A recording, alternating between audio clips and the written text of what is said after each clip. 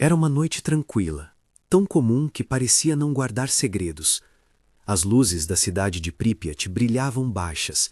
Havia risos vindo de apartamentos, o balanço silencioso da roda gigante no parque e a rotina de uma comunidade construída para o futuro. E então, às 1h23 da madrugada de 26 de abril de 1986, um som rasgou o ar, um estrondo que não pertencia àquele lugar. Em segundos, o som se transformou em fumaça, faíscas e um silêncio diferente. O silêncio das coisas que perderam sua voz. Chernobyl, o dia em que tudo se calou na Terra, começa nesse instante de ruptura.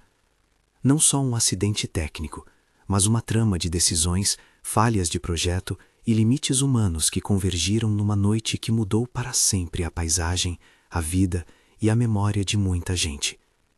Nesta narrativa, vamos caminhar desde as ruas planejadas de Pripyat até as entranhas do reator, passando pelos que correram para apagar um fogo impossível, pelos que cavaram sob uma máquina prestes a morrer e pelos que viram sua casa tornar-se fantasma. Se essa história te interessa, se inscreva para acompanhar outras narrativas que fazem a memória viver. Pripyat era, em 1986, o rosto moderno de uma ambição.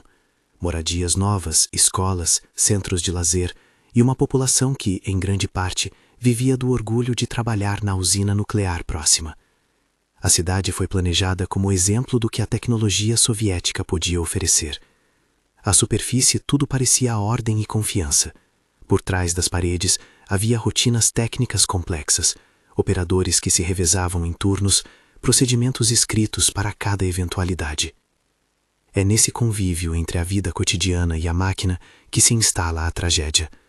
Tecnologia complexa exige respeito por protocolos, e quando esses protocolos vacilam, a margem de erro encolhe perigosamente. O coração daquela máquina era o reator número 4 do complexo de Chernobyl, um RBMK. Dizer apenas reator não bastaria. É preciso entender 3 pontos essenciais e simples para compreender por que um erro se transformou numa catástrofe. Primeiro, o RBMK utilizava grafite como moderador da reação nuclear e água como refrigerante. Essa combinação dava ao reator certas vantagens operacionais, mas também uma característica perigosa, a chamada coeficiente de vazios positivo, uma tendência do reator a se tornar mais reativo se certas condições de vapor se formassem. Em analogia rápida, imagine um fogão que, ao perder um pouco de água, não diminui o fogo, mas o torna mais agressivo. Segundo, diferente de muitos reatores ocidentais, o RBMK não possuía uma estrutura de contenção robusta, uma grande cúpula de concreto capaz de represar uma explosão. Terceiro, alguns elementos do projeto, como as hastes de controle com pontas que distorciam o comportamento durante sua inserção, podiam, em situações extremas, provocar picos de reatividade antes de frear a reação. Junte tudo isso a procedimentos de operação alterados para um teste e a equação fica perigosamente instável. Na noite entre 25 e 26 de abril, equipes preparavam um teste projetado para verificar como o gerador, turbogerador, poderia alimentar bombas essenciais caso a usina perdesse fornecimento externo. O objetivo era, em teoria, criar uma camada extra de segurança. Na prática, foi o gatilho. Durante o procedimento, o reator operou em baixa potência. Procedimentos foram adiados, control rods foram retirados, e ao retornar a condições críticas, o reator entrou em um estado que a engenharia e a intuição humana não previram. Às 1h23, 2 explosões rasgaram o prédio do reator número 4. Grafite em chamas e uma coluna de material altamente quente foram arremessados ao ar. Não houve Big Bang do tipo cinematográfico. Houve uma ruptura violenta e dispersão de material radioativo, seguida de um incêndio que consumiu componentes que deveriam jamais ter pegado fogo. Minutos depois, homens correram para onde ninguém racionalmente recomendaria chegar: os bombeiros de Pripyat. Eles não sabiam, na maioria, o que enfrentavam. Não havia equipamento adequado para um inimigo invisível que é a radiação. Fumaça e chamas eram visíveis. Aquilo podia ser combatido com mangueiras. O que não era visível era o fluxo de partículas que se prendiam à roupa, que penetravam pele, que depositavam energia no corpo. Entre os primeiros a chegar estava um bombeiro representativo daqui, cuja história reconstruímos a partir de relatos. uma reconstrução baseada em relatos de quem esteve lá. Ele chamava-se para os propósitos desta narração Sergei. Sergei viu o telhado arrancado como uma página que voava ao vento, sentiu o calor e entrou com conegas para apagar focos onde antes havia corredores e cabos de potência. Sem proteção adequada, com equipamentos concebidos para incêndios comuns, muitos dos bombeiros receberam doses agudas de radiação. Alguns chegaram a desmaiar ali mesmo, outros foram levados às pressas a hospitais especializados. A medicina podia tratar queimaduras e feridas externas. Não havia remédio imediato para a energia que havia sido depositada nas células. Enquanto as sirenes e os caminhões faziam seu caminho, outra série de decisões se desenrolava nas salas de controle do reator. Técnicos e operadores, pressionados por procedimentos e pelo desconhecido, tentavam estabilizar aquilo que ainda podia ser contido. Um desses técnicos, uma reconstrução que chamaremos de Boris, lembra-se, segundo relatos, de ver alarmes que não correspondiam ao que a experiência intuía. As leituras oscilavam. Instrumentos não haviam sido calibrados para o cenário que se desenrolava. Para que se faça uma analogia simples, era como tentar consertar o motor de um avião em pleno voo, com instrumentos que deram sinais erráticos e sem nenhum manual que falasse daquilo em pleno colapso. No dia seguinte, a verdade já não podia mais ser mantida apenas nas palavras dos que estavam à distância. Instrumentos em Estocolmo, na Suécia, detectaram níveis anormais de radiação e dispararam alarmes internacionais. A detecção externa foi um dos catalisadores que forçou uma resposta mais ampla.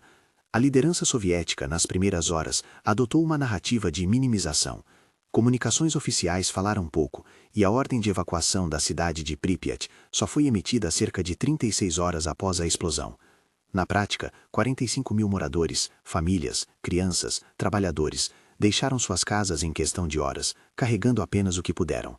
Eles foram informados de que a saída seria temporária, de que voltariam em dias. Muitas das casas que deixaram foram trancadas como proverbialmente se tranca um livro intocado.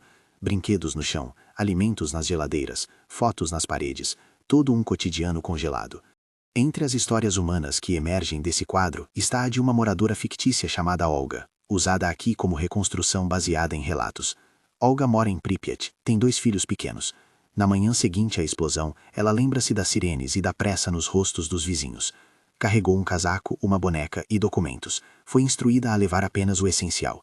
Ao se despedir do apartamento, olhou para a sala vazia e sentiu um silêncio que fazia doer. Anos mais tarde, Olga, como muitos outros, voltou clandestinamente algumas vezes, em silêncio, por fora das rotas oficiais, para recolher memórias. A sensação desses retornos é sempre a mesma. Um lugar que foi casa e que agora se apresenta como ruína, mas cuja ausência é mais cortante do que qualquer concreto quebrado. Enquanto a retórica pública oscilava e a evacuação avançava, operações mais complexas começaram a ser organizadas. O perigo não cessara com a saída das pessoas. Havia no núcleo do reator danificado material fundido, o chamado coração do reator, que poderia, se atingir reservatórios de água subterrâneos, provocar uma segunda série de eventos explosivos por contato com vapor. Para evitar que o chamado lava quente encontrasse água, uma operação desesperada foi concebida: cavar um túnel sobre o reator e bombear ou substituir água, mudar a geologia por meios artificiais. Homens foram trazidos de minas distantes, trabalhadores experientes em túnel e escavação, acostumados a condições perigosas, mas não preparados para a radioatividade que viriam a encontrar. Entre eles, uma figura representativa que chamaremos Mikola. Mikola e sua equipe desceram à terra escura e cavaram sob pressões de tempo que pareciam humanas demais diante do inimigo. Trabalharam em turnos, muitas vezes expostos a níveis que geravam sintomas agudos.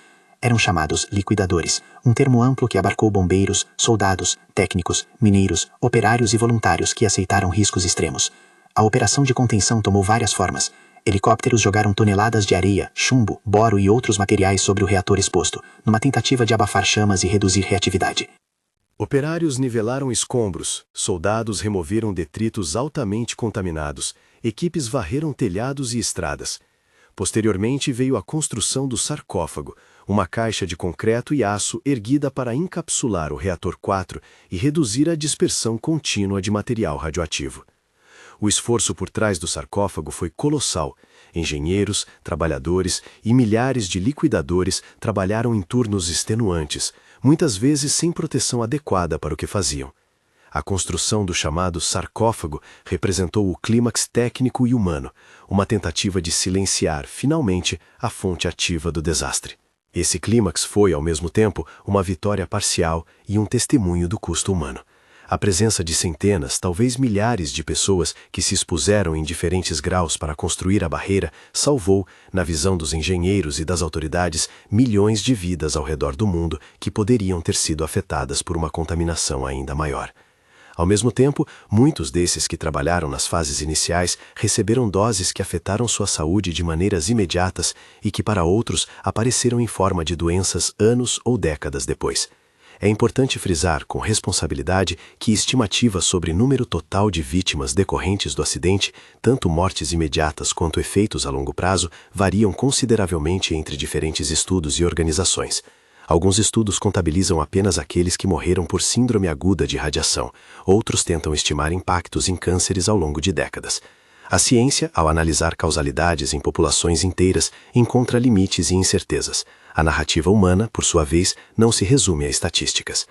Uma pausa informativa sobre radiação, o que torna certos materiais tão perigosos. Entre os elementos liberados por Chernobyl, 2 isótopos merecem destaque pela forma como afetaram a saúde humana e o ambiente: o iodo-131 e o césio-137.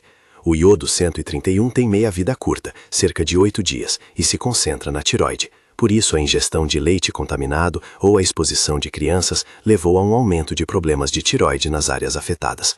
Já o césio-137 tem meia-vida longa, cerca de 30 anos, e se comporta no ambiente de forma similar ao potássio, incorporando-se ao solo e entrando na cadeia alimentar por muito mais tempo. Essas características explicam por que alguns riscos foram imediatos e outros persistiram por décadas. A exposição depende de 3 variáveis críticas: tempo perto da fonte, intensidade da radiação e proteção usada. Onde um é alto, o risco aumenta. Onde a proteção foi inexistente, o preço cobrado pelos corpos e pela biosfera foi alto também. A paisagem também registrou uma ferida visível, a chamada Red Forest. As árvores ali, expostas a doses elevadas de radiação, secaram e adquiriram um tom avermelhado antes de caírem. O solo recebeu partículas que alteraram padrões locais de vida vegetal e animal. Durante anos, essa área tornou-se um símbolo de contaminação, paisagem tingida de vermelho que, ao mesmo tempo, mostrou processos ecológicos em curso. Curiosamente, com a ausência humana prolongada, muitas espécies retomaram espaços antes ocupados por cidades ou agricultura, gerando debates sobre recuperação ecológica versus persistência de riscos. A natureza voltou, mas não como antes. A presença de espécies não deve ser confundida com uma ausência de contaminação. Voltando às pessoas, há perfis que precisamos guardar na memória. Além de Sergei, Boris e Olga, apresentamos a reconstrução de outro personagem, Irina, médica que atendeu os primeiros feridos. Irina viu pacientes com queimaduras, náuseas, vômitos e sintomas que, na época, foram difíceis de relacionar diretamente à radiação por causa do desconhecimento e da falta de testes imediatos. Ela passou dias exaustas, administrando transfusões, tentando conter infecções e registrando sinais para estudos posteriores. Em muitos hospitais, os profissionais não tinham protocolos claros para lidar com contaminação radioativa externa. Roupas e objetos de pacientes tornaram-se vetores secundários de contaminação. Irina, como tantos, descreve o trabalho sob tensão e a sensação de impotência diante do que a ciência ainda tentava compreender. Há também histórias de resistência e retorno. Alguns dos chamados resettlers, pessoas que desobedeceram ordens de não retornar e voltaram a viver secretamente ou oficialmente em áreas de contaminação mais baixa, contaram que a terra que amavam e as raízes que os prendiam àquele lugar eram forças poderosas. Esses retornos trazem à tona o que significa casa, quando a casa é um lugar marcado por perigo invisível. A memória individual, nesses casos, disputa com a memória coletiva. Para quem ficou, os locais carregam afetos e rotinas. Para o resto do mundo, são rostos da catástrofe. A política e a ciência caminharam em paralelo após Chernobyl. Houve investigações, relatórios técnicos e uma avalanche de pesquisas que tentaram quantificar impactos e entender falhas de projeto e humanos. O acidente influenciou debates sobre segurança nuclear em níveis globais e impôs reformas em projetos, procedimentos de segurança e comunicação de risco. Ainda assim, as respostas foram variadas. Algumas nações reagiram com fechamento de programas, outras revisitaram regulações. O foco principal passou a ser a prevenção de falhas combinadas entre projeto e operação. O sarcófago original protegia, mas também envelhecia. Décadas depois, um novo abrigo, a Nova Confinamento Seguro, foi erguido para cobrir e permitir a remoção segura de detritos do interior. A tecnologia avançou, mas a memória permanece. Voos sobre a zona mostram telhados vazios, jardins cobertos de poeira e uma roda gigante parada como um ponto final numa narrativa que não terminou de ser lida. Pripyat hoje é uma cidade fantasma que funciona como museu de si mesma. Edifícios cheios de móveis cobertos por pó, brinquedos velhos, jornais amarelados, tudo isso traduz a urgência do dia em que a cidade foi esvaziada. Visitantes e pesquisadores se aproximam com protocolos, há limites ao acesso e riscos residuais. Ao mesmo tempo, a presença de pessoas que retornaram, idosos que cultivam hortas em pequenas parcelas fora das zonas mais contaminadas, lembra que o vínculo com a terra e a necessidade de pertencer podem sobrepor o medo, mesmo em face do risco potencial. Chegamos assim ao fechamento que o título propõe: Chernobyl, o dia em que tudo se calou na Terra. Esse silêncio tem camadas múltiplas. Há o silêncio físico da cidade vazia, das fábricas, das escolas. Há o silêncio imposto pela falta de informação, pelas reticências e minimizações que deixaram muitos sem respostas imediatas. Um silêncio político que demorou a ceder. Há o silêncio do corpo, que em alguns casos deixou de falar. Pessoas que adoeceram em privado, que sofreram em hospitais, cujas histórias se perderam em estatísticas. E há um silêncio mais amplo, uma advertência. A tecnologia, mesmo bem intencionada, sem humildade frente aos seus limites e sem transparência, pode calar muitas vozes de uma só vez. Chernobyl é lembrança de que o progresso sem reservas e sem espaço para o erro humano pode se tornar ameaça. Ainda assim, entre as ruínas, a memória ganhou formas. Arquivos, fotos, depoimentos, investigações científicas e a própria paisagem ajudam a manter um registro. Honrar essa memória não é apenas lamentar, é aprender. Aprender a importância de projetos com contenção adequada, de protocolos claros, de comunicação transparente em crises e do respeito pelas pessoas que arriscam suas vidas para mitigar o pior. Ao terminar este relato, convém lembrar que muitos detalhes aqui são reconstruções, baseadas em múltiplos relatos e estudos. Onde a ciência e as investigações apresentam números e variações, procure as fontes em relatórios e arquivos especializados. Estimativas sobre vítimas e impactos variam conforme a metodologia e o período considerado. Para quem quer se aprofundar, há acervos de órgãos internacionais, relatórios científicos e testemunhos orais disponíveis, que ajudam a compor um quadro mais preciso. Chernobyl deixou uma lição que não deve ser esquecida. O silêncio que se seguiu à explosão não foi um simples som, foi uma consequência de escolhas, omissões e limites técnicos. O dia em que tudo se calou na Terra é ao mesmo tempo um lamento e um alerta. Lamentamos as vidas interrompidas, as famílias deslocadas, os corpos e as paisagens marcadas. E aprendemos que memória exige cuidado. Registrar, estudar, contar e passar adiante. Se esta história tocou você, compartilhe para que outros lembrem com responsabilidade. Preserve a memória das pessoas envolvidas e, ao buscar mais informações, veja as fontes que deixamos na descrição. Que o silêncio imposto por aquele dia nos transforme em vigilância. Menos confiança cega na tecnologia, mais compromisso com a segurança, mais respeito pela vida. Que o silêncio de Chernobyl jamais seja esquecido e que nos ensine a não deixarmos que nada nem ninguém cale as vozes da responsabilidade.